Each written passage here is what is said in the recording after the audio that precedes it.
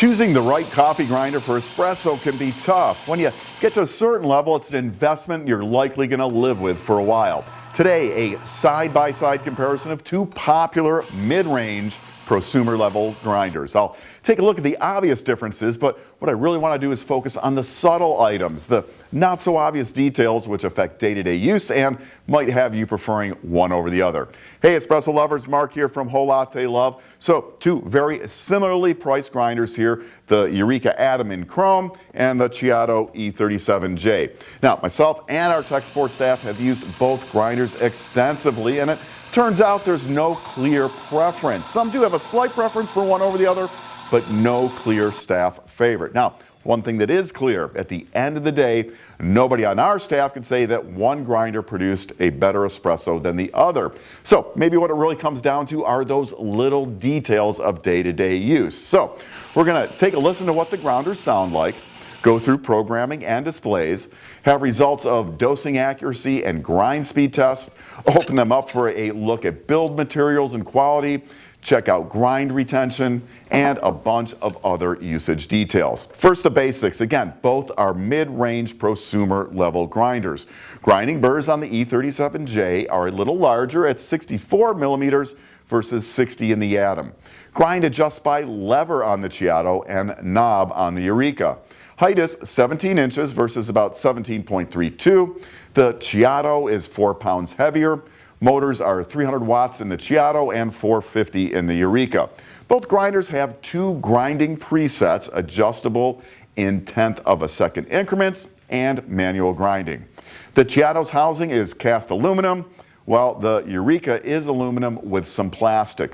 Warranties are 3 years on the E37J and 1 year on the Atom. So getting into the details, let's take a moment and listen to each of the grinders doing their thing.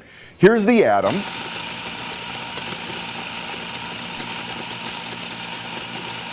And here's the E37J.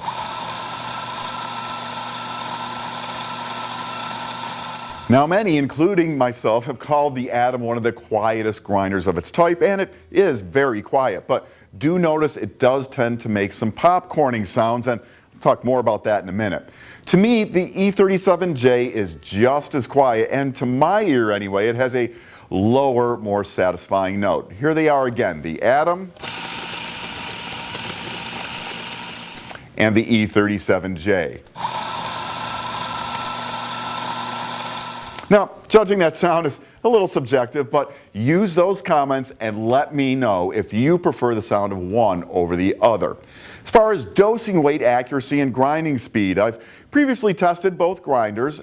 After dialing in for a 2-ounce espresso in 25 seconds for first drip, the Ceado had an average dose variation of about 0.39 grams and an average grinding speed of 1.8 grams per second. The Eureka, it was a hair better at 0.2 grams for dose variation and about 2.4 grams per second speed. So both are very accurate. Now I'm happy with anything under half a gram of variation in a grinder. Now let's talk about grind retention. So when you stop grinding, how much ground coffee is left in the grinder? To get an idea, I'll grind out all the beans from both grinders and then run them a few times to expel as much coffee as possible. Notice on the Atom I get lots of popcorning of beans when trying to grind it dry. That's because of this impeller. On the plus side, the impeller, it helps keep beans flowing to the burrs, probably why it's a little better at dose accuracy and speed. On the minus side, it's really hard to grind out all the beans as you need some weight from beans on top to prevent the popcorning. With the Ceado, there's no popcorning. It takes all the beans in. With the beans ground out as much as possible, I'll open them up and have a look at what's left inside. Now, getting into the grinding chamber of the Ceado is easy. Just remove the 3 screws and lift off the burr and the entire grind adjustment mechanism. On the Eureka, it's fairly easy as well. Remove 3 screws on the cover and then 3 more screws on this plate, which holds the top burr. What's really nice with both of these grinders is you do not lose your grind setting when opening up the grinding chamber. That's not the case with many other grinders. So looking inside, it's fairly obvious there's more grind retention in the Atom than in the E37J. In my opinion, a couple of reasons for that. First, there's just a lot more space between the edge of the burr and the wall of the grinding chamber in the Atom than there is in the E37J.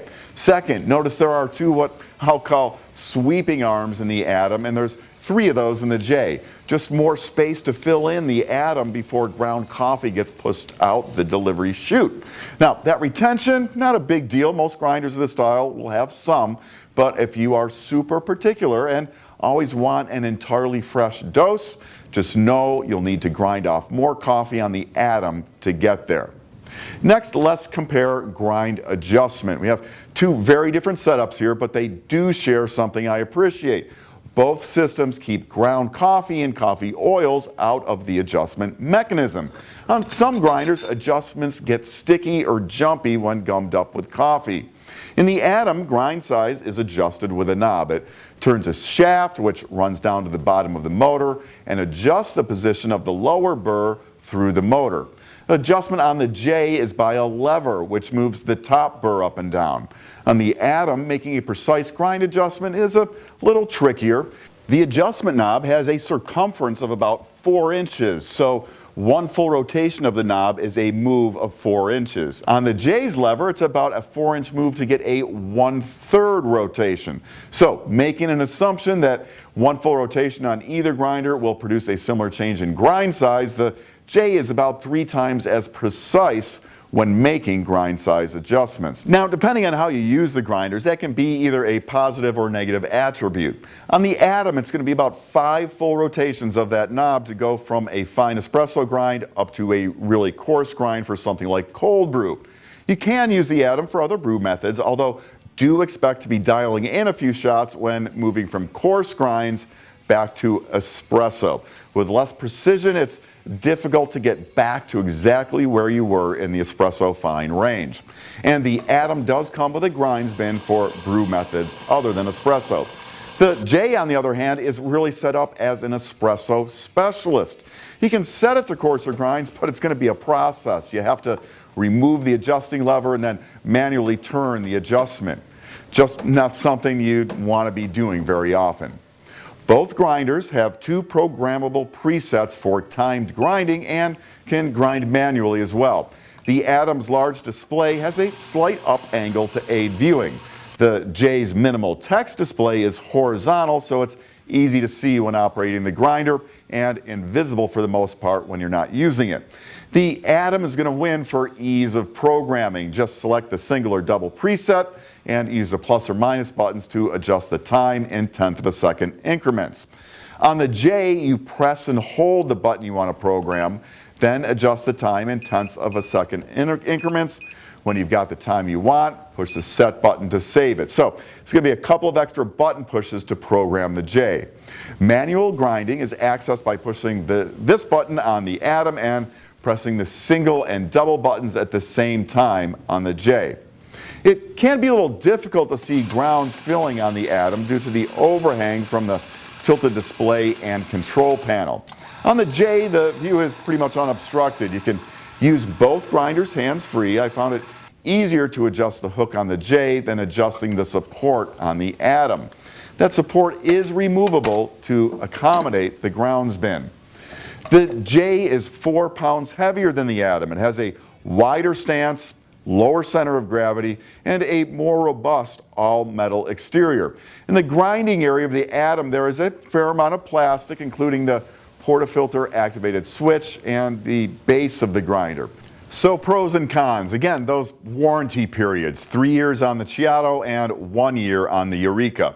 The J is a tough espresso specialist. It has slightly larger burrs, more precise adjustment, lower grind retention, better view of the portafilter when grinding manually, more durable build, and I like the easier adjustment of the portafilter holder and wider grind tray. For the Atom, programming is easier. It's far more usable as a multi-purpose grinder with the continuous adjustment knob and included grinds bin. The Atom is quiet, but personally, I prefer the lower note of the E37J. So, I hope this video has helped you learn the subtle differences between these 2 grinders and which might better fit your needs. If you'd like more information, check the links up here to my previous review videos of each and connection to the products with complete specifications and more. Both grinders are available now at Whole Latte Love. If you have questions on these products or anything coffee, use those comments and I'll get you the answers. I'm Mark. Thanks for watching. I do hope you'll subscribe and come back soon for more of the best on everything coffee, brought to you by Whole Latte Love. Want to learn more? Subscribe now so you'll know about the latest videos on everything coffee from Whole Latte Love.